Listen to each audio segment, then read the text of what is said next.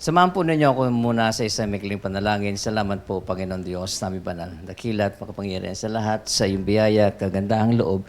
Kami po ay patuloy na magpupuri at luluwalhati sa iyong dakilang pangalan. At ang nais po namin ay ikaw po ang maluwalhati at may taas sa aming pong kalagitnaan. Purihin ka po at luwalhatiin sa pangalan mo po aming Panginoon Jesus.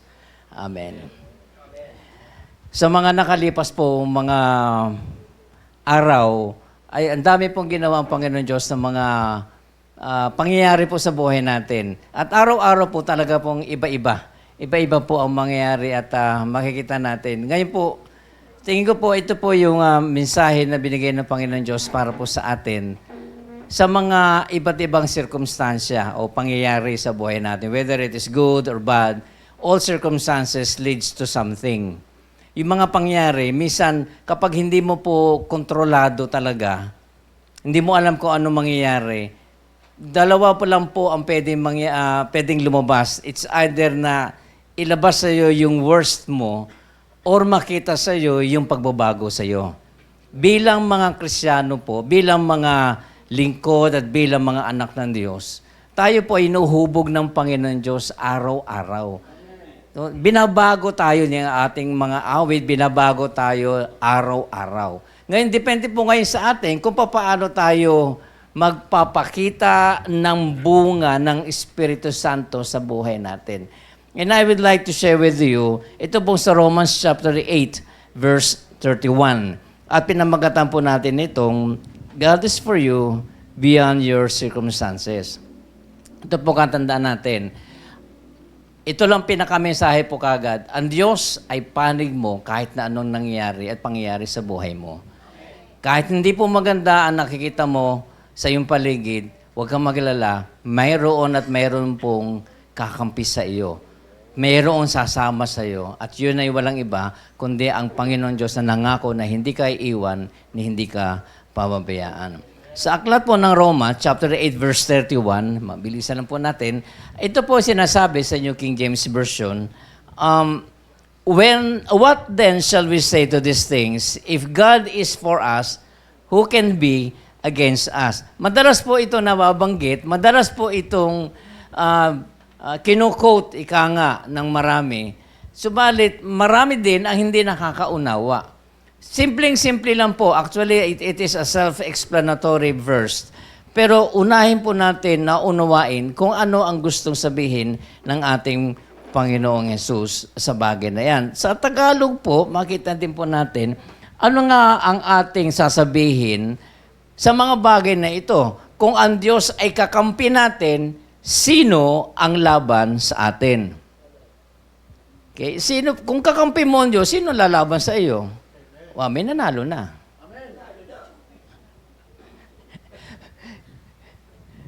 May nanalo na kaagad. Pero tingnan po natin kasi ito nagbibigay po ng malaking impact sa mga tao kung maunawaan natin. Yung salita pong kung, makikita natin dyan, if God is for us, sabi sa English, ang salitang kung sa Tagalog ay maaring nagpapahayag ng negatibo. Kung. Pero kung titignan po natin mabuti, iba ang ibig sabihin ng Panginoon Diyos. Yung ibig sabihin ng kung ay kung may ugnayan ka sa Panginoong Jesus. So titignan mo ngayon yung iyong relasyon sa Panginoon. Ikaw ba talaga ay mayroong ugnayan sa Panginoon o ginagamit mo lang ang Panginoon Diyos? Kung totoong ikaw ay may ugnayan sa Panginoon Diyos, ibig sabihin, walang dalawang salita, ang Panginoon ay kakampi mo. Okay? Dahil ang pakikipag-isa, pagkakaroon ng ugnayan sa Panginoon Diyos, ito yung pinakabasehan po natin. Alam niyo po, natutunan ko po, kay Bishop, at natutunan ko po sa mga pag-aaral na ang Panginoon Diyos po ay hindi nakikipag-ugnayan sa kahit na kanino maliban sa loob ng covenant, ng pakikipagkasundo.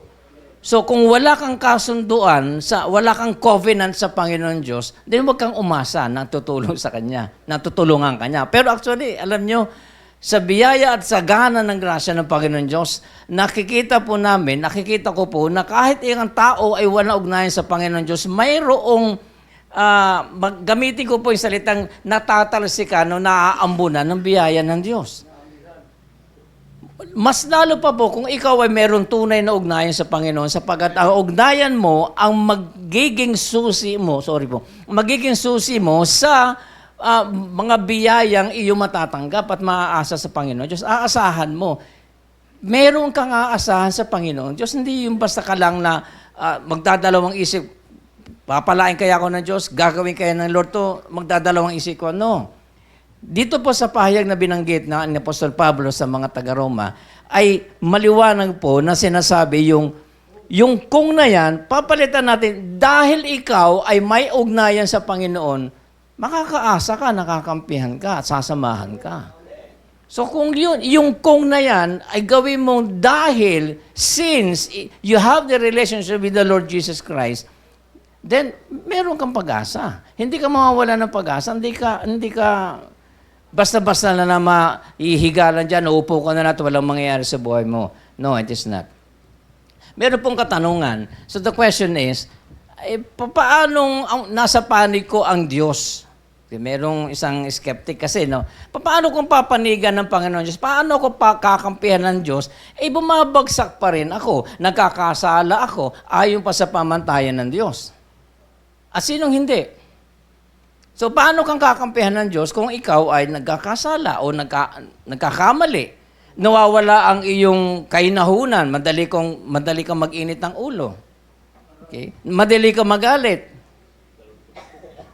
Madali kang mawala sa wisyo, ika nga. So, paano yun? Nakakampihan ka pa rin ng Panginoon Diyos? Alam naman natin na hindi kinakampihan ng Panginoon Diyos ang mga tao wala sa sarili niya. No, it's not. Titingnan po natin mabuti.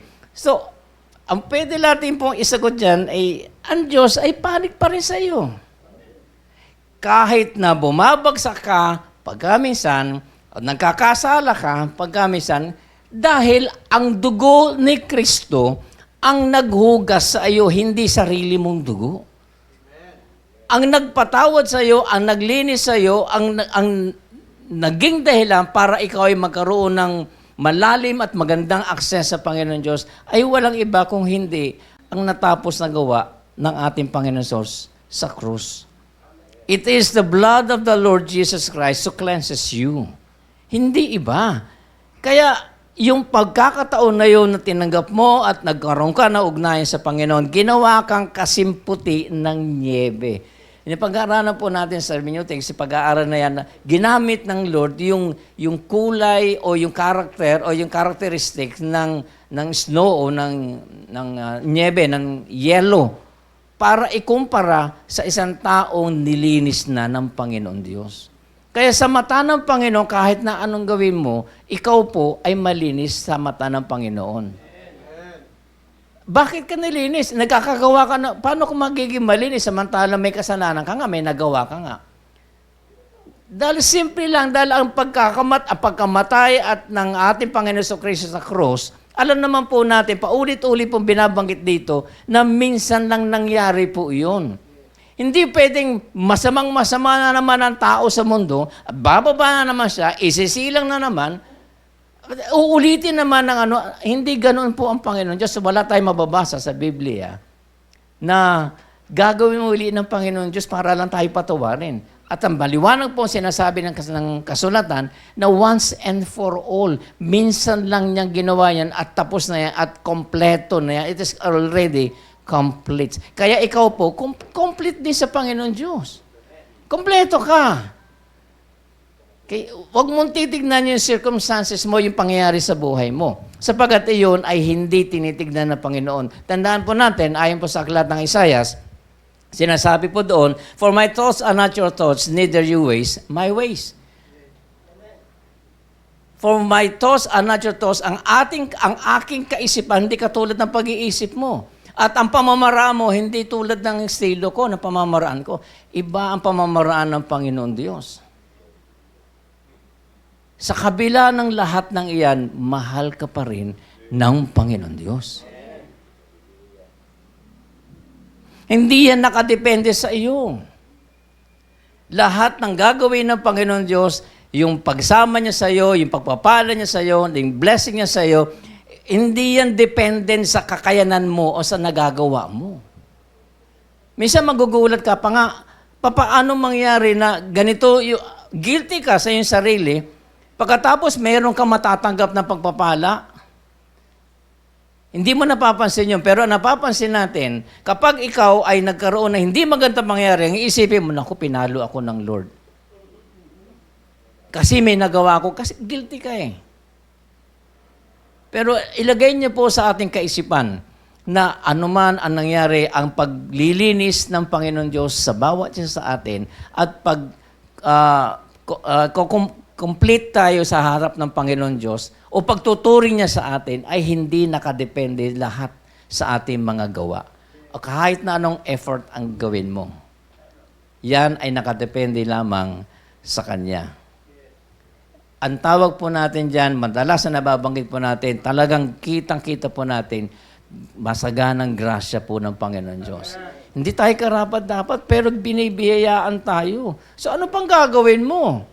Kung nagkakamali ka, anong gagawin mo? Kung guilty ka, anong dapat mong gawin? I-acknowledge mo na lang sa Panginoon, kilalanin mo. Madali naman kausap ang Panginoon Diyos eh. Madalas ko pong ikumpara at gamitin ng 1 Corinthians chapter 15, verse 46. First the natural and then the spiritual. Para maunawa natin spiritual na bagay, unawain mo yung natural. Pas madaling intindihin. Sa natural, ang mga magulang, kahit na anong sama ng kanilang anak, kapag ang anak nila ang ando doon sa paghihirap o naman nararanasan niya, magagalit ang magulang. Pero, tandaan po ninyo, kahit na gaano kabigat ang ginawa ng mga anak, mahal pa rin sila ng kanilang magulang. Magagalit yan, sermon lang talaga yan. Pagkatapos ng sermon, ano susunod na sasabihin? Kumain ka na ba? May pagkain ako niluto dyan para sa iyo. Galit na galit yun, ha? Meron pa nga, pagkatapos maligo ka na, inayos ko na yung kwarto mo. Lahat ginawa na, matapos kang sermonan. Magulang, kung ang tao nagagawa noon, ang Diyos pa kaya? Na mas malawak ang kanya pang-unawa kaysa sa tao. Kahit gaano kasama ang anak mo, hindi magagawang yan na itakwin niya talagang tuluyan. Nagsasalita, may mga magulang talaga nagsasalita. Pero sa loob-loob niya, nasasaktan siya eh. Nauunawa ng mga magulang yun. At kahit na wala kayo, umalis-alis, patapos mong palayasin, nahanapin mo, saan si ano ba? Mag-aaway, pinaalis-alis mo, tapos ngayon hahanapin mo. Kasi ganun talaga ang puso ng magulang. Eh di lalo na po yung tatay natin sa kalangitan. Mas malawak po ang pang-unawa niya, mas malaki ang puso niya sa pagmamahal sa atin. In fact, sabi nga po ng Roma, sino makapaghihiwalay sa pag-ibig ni Kristo? Sinabi niya, mayroon po nabanggit kasi, minsan nabanggit, tinuro ko po ito, sino ang makapaghihiwalay sa pag-ibig ni Kristo? Pagkatapos ko magbigay ng message, kinausap ako sa labas, sabi, Pastor, bakit ganon? Eh, di ba, pag-ibig naman natin, ano yan, nakadepende, bla bla bla. So, ano, ang dami niya sinabi, pinabayaan ko lang muna siya. Tapos, nang natapos siya, sabi ko, teka, ang sabi po doon sa Bible, who can separate us from the love of Jesus? Sino makapaghihiwalay sa pag-ibig ni Kristo? Hindi sinabing sino makapaghihiwalay sa iyo sa pag-ibig mo sa Kanya. Hindi nakadepende sa tao. Ang sinabi doon, yung pag-ibig ni Kristo sa atin, hindi yung pag-ibig natin sa Kanya. Nanahimik yung tao. Nanahimik po siya. Kasi madalas, alam natin yung talata, pero yung salitang from, yung salitang pag-ibig ni, hindi yung pag-ibig natin. Nakakalimutan po, nababypass yung mga salitang iyon. Pero yun po maliwanag, kapag binahal ka ng Panginoon Diyos, wala nang hiwalayan yun. At all throughout the Bible, makikita natin ginawa niya sa kanyang bayang Israel. Meron pong isang talata, isang kapahayagan na pangyayari, istorya sa aklat ng Exodus. Ito po yung istorya ng Passover. Okay? So, summary na lang po, ang Panginoon Diyos, sinutusan si Moses at yung panghuling salot na ibibigay niya sa Ehipto ay yung Passover. At ang sabi ng Panginoon kay Moses, sabihin mo ang sa bayan sa bayang Israel na magkatay sila ng tupa at kunin nila yung dugo, ipahid nila sa hamba ng kanilang pintuan, etc. etc. So yun po yung pangyayari na yon. At pagdating po ng hating gabi, sabi yan, kakain kayo, lahat. At pag yung kapitbahay nyo wala, sharean ninyo, etc. etc. So lahat sa bayan ng Israel ay mayroon. So pagdating po ng hating gabi, dumating ang anghel ng kamatayan at nakikita niya kung ang bawat bahay ay mayroong dugo ng kordero sa hamba. Lahat sa buong Israel ay lahat meron. Tangi lamang sa mga sa Egyptians ang wala. Kaya hating gabi nag-iiyakan sila. Namatay talaga ang panganay na anak ng bawat pamilya. Pati nga hayop kasama dun eh. Patay talaga lahat. Pero ang tanong, yung natutunan ko Bishop, ang tagal ko na rin po alam ito. Pero narinig kong bigla rin ako nabuhusan ng tubig. Ang tanong, nag-imbestiga ba ang anghel ng kamatayan doon sa bawat bahay? Inisa-isa ba niya? Napapasukin niya, yung bang anak ninyo ay mabait ba yan? Masunurin ba yan? O suwailan. Yung tatay ba ninyo ay mabait yan? Ulirang ama ba yan? Yung nanay, wala tayong mababasa na inisa-isa niya ang bawat tahanan para magtanong kung karapat-dapat ba sila o hindi. Ang tanging ginawa ng anghel, nakita lang niya yung dugo. Pagkatapos nilagpasan na niya. Wala nang tanong-tanong. Kaya kung ikaw ay nabuhusan at nahugasan ng banal na dugo ni Kristo, wala nang tanong-tanong.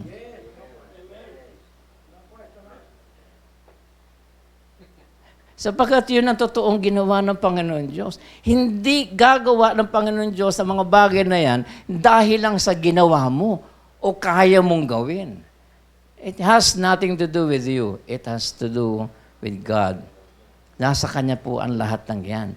At lahat po ng bayan ng Israel, nung gabing na yan, madaling araw, nakaalis sila. At marami na pong istorya nangyari sa bagay na yan. Isang napakahalagang pagkakataon na maunawaan natin ang ginagawa ng Panginoon Diyos sa buhay natin. Okay. So, hindi ka pinapagpala ng Panginoon Diyos. Okay? Hindi ka pinapagpala ng Diyos bilang mananampalataya ng bagong kasunduan base sa iyong perpektong ugali o asal. Siya ay panig sa iyo dahil sa dugo ng perpektong kordero na walang iba kung hindi ang ating Panginoon Kristo. Ang perfect dito, hindi tayo. Kasi walang perfecto sa atin, maliban kay Mang Perfecto. Pero lahat yan ay tangi lamang sa ating Panginoon Kristo.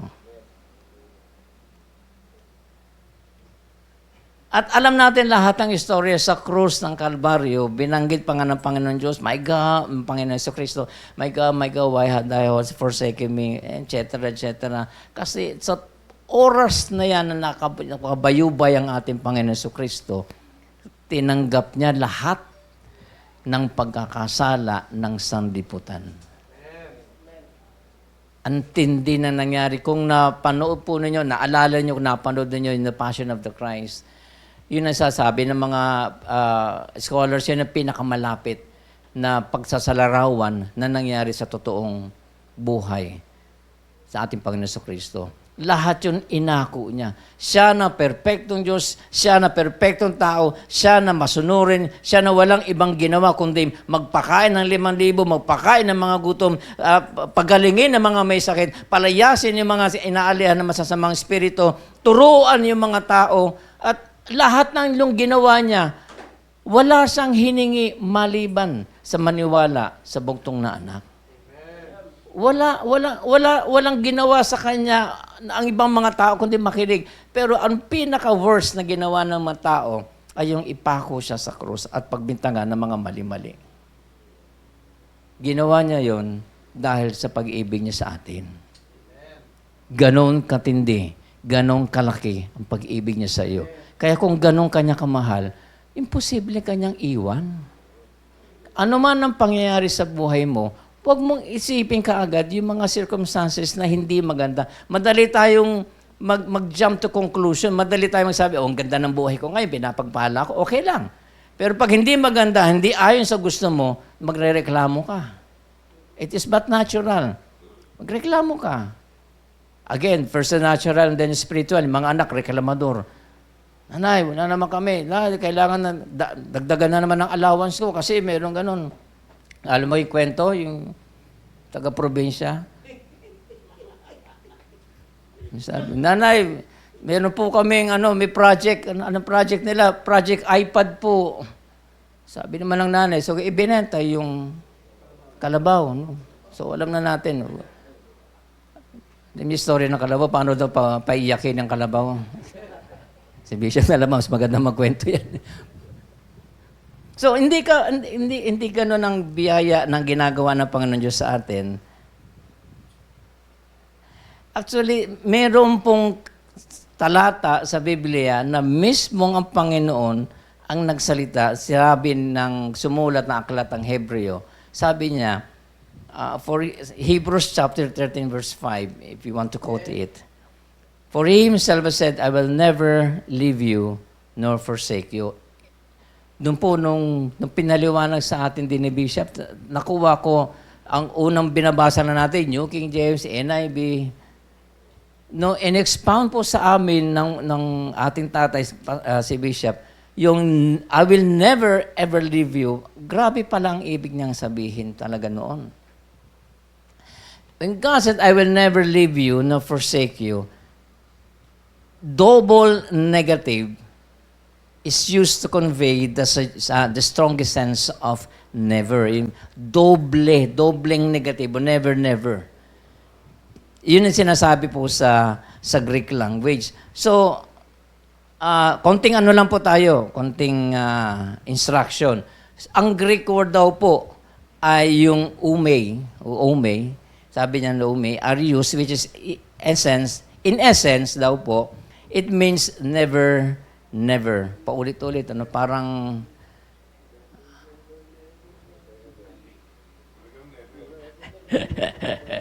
never, never. So, dalawang klase, dalawang school yun, yung music, saka yung yun. And this noble negative appears twice in this one statement from the Lord. Isang statement lang, pero doble ang ibig sabihin na binanggit niya. Never is never, both never or nor. Kaya nga, nung sinabi niya, binabanggit pa yan, babasahin natin sa Amplified Version, ganito ang sasabihin niya, I will never, never leave you, and I will never, ever forsake you. Grabe din, nung pinakita sa amin ni Bishop, to talagang para ako nabuhusan ng gatas. Kasi po ang kami, talagang lahat, marami naman po sa amin, nakita namin, naunawaan. Doon na namin nakita. Tangal-tagal naman nagtuturo, nagpipreach, pero doon namin nakita. Oo nga naman.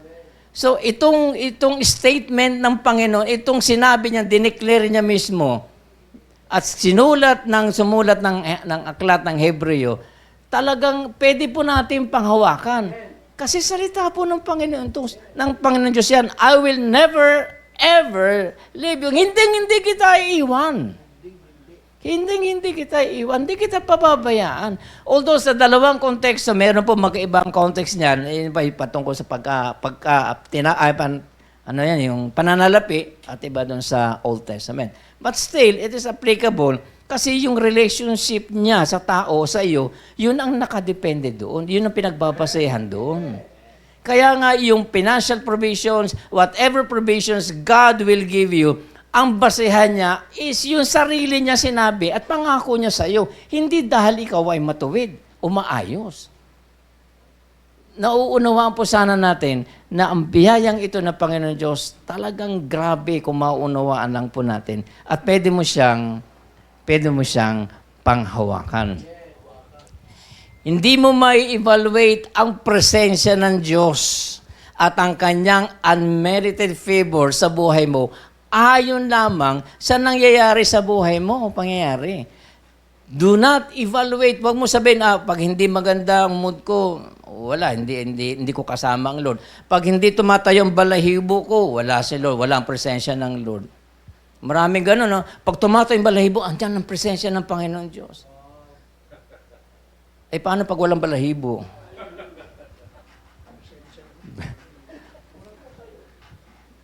So, ganun po yung unmerited pay. Huwag mong hayaan na ang basehan ng presensya, ng blessing, at ng gagawin ng Panginoon Diyos ay dahil lang sa iyong pakiramdam mo, emosyon. No, at kano pangyayari? Kung titignan po din po natin ang isang istorya sa buhay ni Joseph sa Old Testament, sa Genesis, nakita po natin ang buhay ni Joseph. Pinagkaisahan siya ng kanyang mga kapatid. Anong ginawa sa kanya? Gusto siyang patayin, hindi hinayaan ng Lord. So anong ginawa nila? Ginawa ng istorya. Kunyari daw ay napatay siya, nasila siya ng wild beast, kaya tinapon na siya. Yung pala, binenta siya. Wala siya magawa. Binenta siya. Pinagkakitaan siya. Pagkatapos yung bumili sa kanya, pinagkakitaan ulit din siya. Hanggang sa mapunta siya kay Potiphar. At alam din natin, pagkatapos namuhay siya ng maayos, tandaan natin, wala pa ang wala pa ang mga Old Covenant ng panahon na yan. Wala pa si Moses. Wala siyang gabay kung paano mamuhay na maayos. Wala siyang gabay. But still, he believed in the God of his father, Jacob. Doon lang siya nanalig eh. Yun lang ang basehan niya. Namuhay siya ng maayos, alam niya may Diyos, at alam niya hindi siya pabayan. Although tao din, nagre-reklamo din talaga. Pagkatapos na maayos yung pamamahay ni Potiphar sa pangunguna niya, ginawa siya na hindi maganda ng asawa, alam naman natin. At tumakbo siya. Hindi palapit, tumakbo siya palayo. Palayo. Hindi palapit. Hindi. Hindi sasalubong yun. Dahil alam niya ang kanyang posisyon at pinangalagaan niya ang kanyang dignidad. Pero sa kabila noon, nakulong pa rin siya. Kinulong.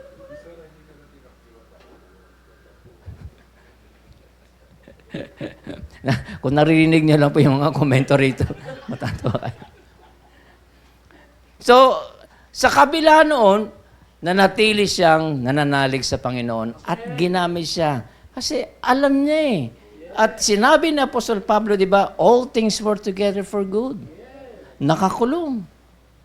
Tapos gumawa ang Panginoon Diyos sa pamamaraan. And although marami na mga istorya dyan, marami mga lessons, tinuturuan ng Panginoon Diyos si Joseph ng time na yan. Lahat sa kabila noon, tinakwil siya ng mga kapatid, ginawa sa kanya ng halos, tinuri siyang patay, ibinenta siya, at wala nang ginawa ang magulang niya, hindi siya hinanap, etc. Maaring hinanap siya, pero hanggang doon lamang, hindi talaga napursige. Wala na siyang ibang aasahan. Wala siyang dalan-dalan damit. Wala siyang baon.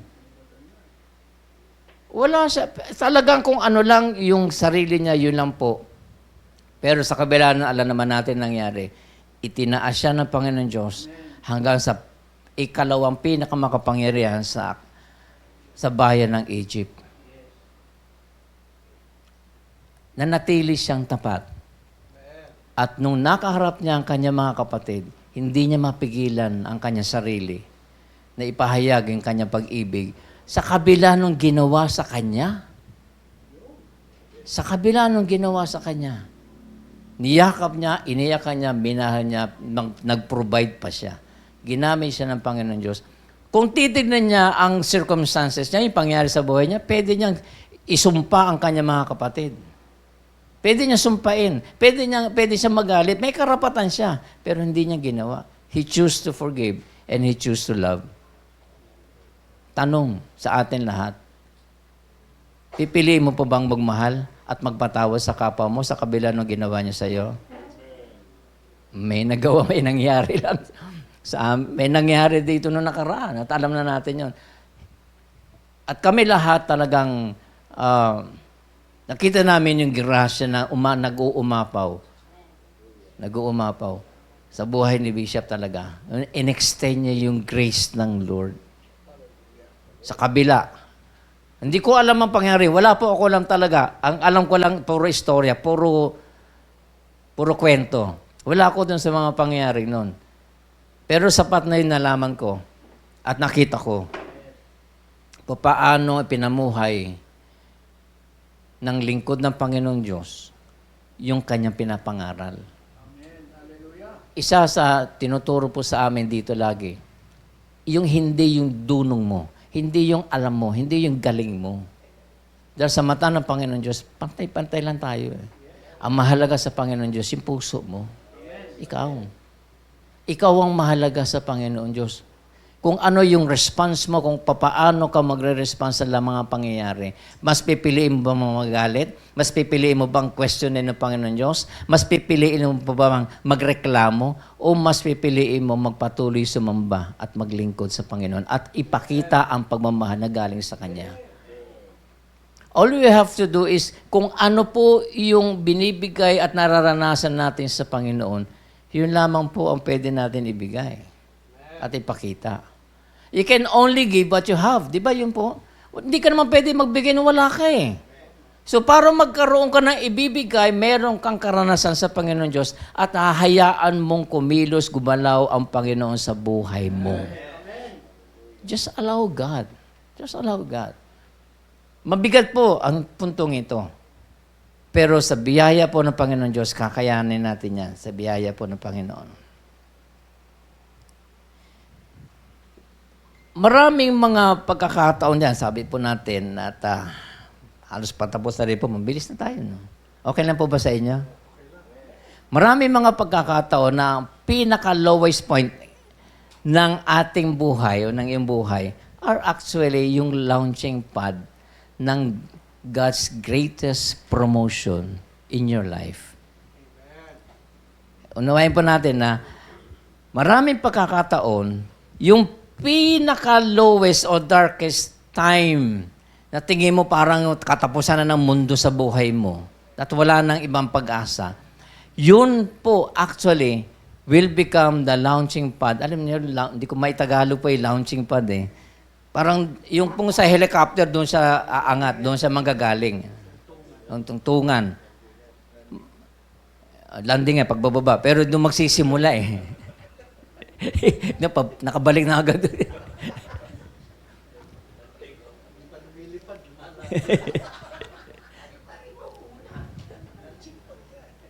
Meron tayong, naalala ko po yung ano namin, punta kami nung Sabado. Biyernes na. Para na, sa dedication, konting kwento lang po. May share ko lang po sa inyo. Nung pumunta para mag-dedicate po ng bata, si Pastor Lito, andun kami. So, pauwi na kami, ganda na, okay na po. Hindi yung pwesto namin. Meron 2 lingkod ng Lord sa dulo. Nasa likuran, At mula nung umalis kami, hanggang sa makarating kami rito, hindi na puto lang kwentuhan nila. Sabi ng isa, panay kalabay sa akin sa unan. So, tinan mo, ang pinag-usapan nila, ganito, nagsimula sa ganon. Mamaya, kita mo, nakapunta na sila ng abroad. Ang panga mo kung makabalik pa sila. Mamaya, ang kwento nila, rapture na. Ang dami na. Tingnan natin kung makabalik sila pagkatapos ng rapture. So, ang dami na lang napagkwentuhan at pati politiko, inapot nila. Walang ang sarap ng kwentuhan nila yan. Oo. Kulang pa nga yung oras. Nakarating na kami rito. Hindi pa tapos yung kwentuhan nilang dalawa. So, meron po talaga ang pinaka-lowest point ng buhay mo may become the launching pad ng pag-blessing at promotion sa buhay mo. Katulad nga nangyari kay Joseph eh. Ando doon siya sa pinakalibre. Wala pa namang kuryente noon. Ikinulong siya na wala siyang kasalanan. Pero doon sa kulungang yan nagsimula kung papaano siya inangat ng Panginoon Diyos. Pwedeng stepping stone. Ngayon mag-isip tayo. Isipin mo yung ginawa ng Lord sa iyo. Kailan ka kailan yung pangyayari na iyak ka ng iyak at wala kang iba mapagsabihan. Marami po sa atin yan na sinosolo mo yung iyak mo eh. Ayaw mo ipakita sa iba. Dahil alam mo, hindi ka naman maintindihan eh. Misba ka sermonan ka pa nga eh. Pagalitan ka, iyak ka eh. Pero ang Diyos nakakaalam. At nung time na yan, anong ginawa ng Panginoon Diyos sa iyo? Sabi sa inyo, pag narinig yung mga komento rito, matatawa kayo eh. Ang dami pong blessing at kayo mapapatunay sa sarili ninyo. Marami tayong kwento sa magandang ginagawa at patuloy na ginagawa ng Panginoon Diyos sa buhay natin. Amen po. Purihin po natin ng Panginoon. Palapakan natin. So, do not allow yung mga circumstances na yan ang magdidictate ng iyong emotions o magdadala ng iyong emosyon at mag-dictate din sa iyong magiging desisyon. Kasi minsan, baka naman magkaroon ka ng desisyon na napakahirap ibalik. Baka naman lalo mong dinagdagan yung sugat na naranasan mo na sa magiging desisyon mo. Minsan, kailangan mo magpaubaya. Minsan, kailangan mong, hayaan mo na, kainin mo na yung pride mo. Hayaan mo na sila magalit. Kanina, may nagkukwento na nga si Pastor Alice kanina, nagkukwentuhan kami. So, buti siya pinakita ni Pastor Alice yung pagpapakumbaba. Yung pinakamahirap to kasi pag nagbabiyahe, alam niya sa kalsada. Anyway, so yun ang kwentuhan lang. Nag-init kaagad ang ulo ng kanyang kasama at nagkapag-away doon sa nakasalubong nila. Buti na lang mapagpakumbaba siya. Dahil kung hindi, pares pala sila may ugnayan doon sa barangay. Magre-reklamuhan sila, ay pares sila may connection sa barangay. Kaya buti pinakita niya yung tamang pag-uugali. Nakita sa kanya. And pagparinalan natin na maging maayos ang lahat. Alam po, pagdating po sa prayer, napakahalaga po. Personally, mahalaga sa atin ang panalangin. We pray for one another, we love one another, we take care of one another. Mahalaga po sa Panginoon Diyos. At sinabi ng Panginoon, di ba, pagmahalang kayo, dito makikita at malalaman ng sanlibutan na kayo mga lingkod ko. And in conclusion, stop looking at your circumstances. Tigilan mo na. At stop allowing it to discourage you. Kasi wala naman ibang gagawin ng mga pagkakataon na maliban na ginagamit ng Panginoon Diyos. Pero kung ginagamit ang kaawayan para masira mo, wala ka suwisyo, mag-init ang ulo mo, etc., magdesisyon ka ng hindi maganda, then wag mo i-allow. Nasa sa atin naman po yun eh. Nasa sa atin yun. Nasa yung desisyon eh. You choose not to or you choose to. Nasa sa iyo ang desisyon. And that same Lord who was with Joseph is with you right now. Kasi nga, hindi kanya iniiwan eh. Not to mention, pangalan na binagit, he will be an Emmanuel, sabi ng anghel kay Mary. Emmanuel, God always with us. God with us. At pangako niya, kasama niyo ako hanggang sa huli ng age na ito. Matthew chapter 28, verse 19 and 20. Ang dami niyang sinabi na ganung bagay na nagpapahayag po sa atin ng Panginoon natin, ng ating Panginoon Kristo, palagi natin kasama. Just imagine, kung ang Panginoon pala, lagi mong kasama, kapag nagagawa ka ng hindi maganda kasama, alam niya. Alam niya. Kaya nga, sa tingin ba natin, katulad sinasabi po na Bishop, sa tingin ba ninyo, magugulat pa, masusurprise pa ang Panginoon Diyos sa mga pinagagawa natin? Samantalang kilala niya tayo eh. Hindi siya masusurpresa sa gagawin mo o ginawa mo. Mali man o hindi. So you choose. Yung right believing will lead us to right living. At yung right believing ay magsisimula sa right decision. Magdesisyon ka. Magdesisyon ka na tama at ayon sa salita ng Diyos. He will not fail and you can expect to see success beyond your present circumstances. Gusto niyo po ba ng success? Sinong ayaw? Kami po kukuha. Kung gusto niyo ng success at walang aayaw naman sa ganyan, then you decide. Pakakatandaan pa lang po natin, God will never leave you, never forsake you. Ito po, Tatandaan po natin, ito po iiwan ko sa atin sa ating iwahiwalay maya-maya. Tandaan po ninyo, God is for you beyond your circumstances. Last po, pwede po ba nating basahin sabay-sabay with all feelings? Tagalog naman po. Sige, simulan po natin. 1, 2, 3, basa. Ating sasabihin sa mga bagay na ito, kung ang Diyos ay kakampin natin, sino ang laban sa atin? Salamat po, Panginoon Diyos, naming banal, dakilat makapangyarihan sa lahat. We thank you for allowing us this wonderful night na sa aming paglisan, pagbalik, Panginoon Diyos, daladala namin ang iyong pangakong yan. At salamat po sa pagbibigay niyo po sa amin ng pagkakataon na makiisa sa mga gawain na ganito. Alam po namin na napakaraming pwede mangyari sa buhay namin, but still, ito po rin ang iyong pangako. At alam namin, ito po ay mensahe mo sa bawat isa sa amin. Dahil araw-araw, maya't maya, mayroong pwedeng mangyari hindi maganda. But this time, Lord, sa biyaya mo, sa tulong mo, mananatiling nasa aming isip at puso, nandiyan ka para sa amin. Hindi mo kami iiwan. Hindi mo kami pababayaan. Thank you for giving us this opportunity and this love and this wonderful abundant grace through your Son, Jesus Christ. The glory and honor belongs to you.